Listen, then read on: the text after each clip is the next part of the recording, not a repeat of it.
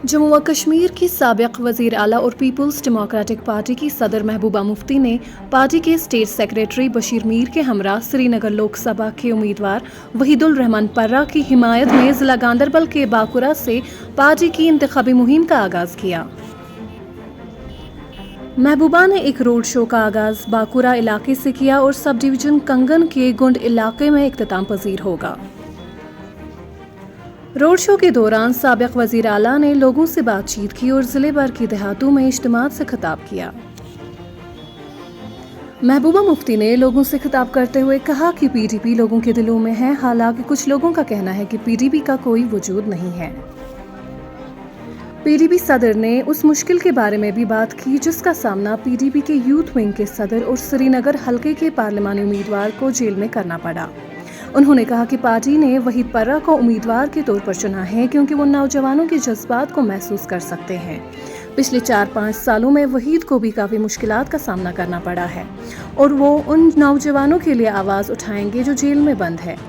PDP की सदर महबूबा मुफ्ती ने अरविंद केजरीवाल को अबूरी जमानत देने से मुतल्लिक सुप्रीम कोर्ट के फैसले का खैर मकदम किया।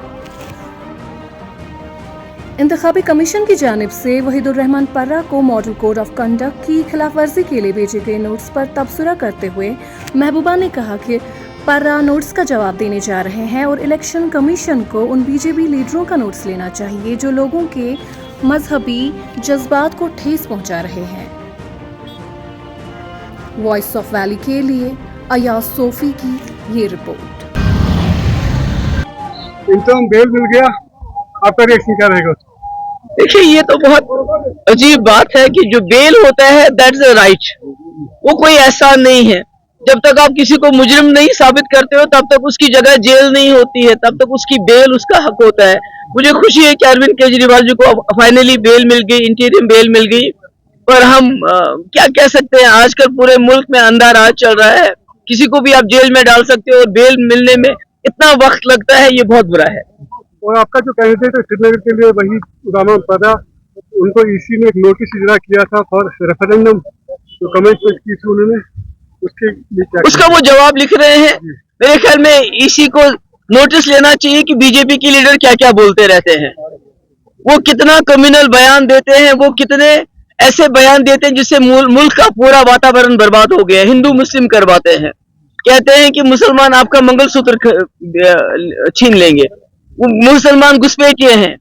तो इतने गलत बयान देती है बीजेपी, उनके खिलाफ इसी कोई नोटिस नहीं लेती है, मगर अगर कोई मामूली सी भी बात करे उसके खिलाफ नोटिस लेती है। मुझे पूरी उम्मीद है वही तो उसका जवाब माकूल जवाब देंगे। आपने कहा कि जो वहीदुल रहमान पर्रा है, हमने चूज किया उसको कैंडिडेट पार्लियामेंट में आवाज बनने के लिए, तो कुर्सी के लिए नहीं भेजा है।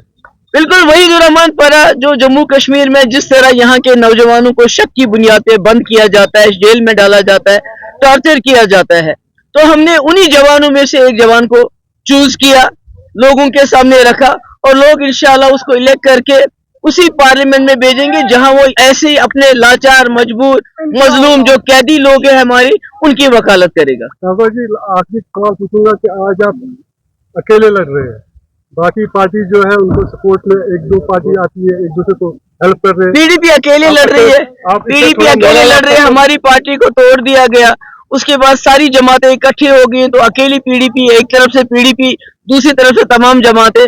मगर मुझे खुशी है अवाम का साथ पीडीपी को है। आपने देखा होगा आज अवाम का यहाँ सैलाब, अवाम का प्यार, अवाम की मोहब्बत जो हमारे पीडीपी के साथ है, मुफ्ती साहब की जमात के साथ है, वही मेरी सबसे बड़ी ताकत है। पीडीपी एग्जिस्ट कर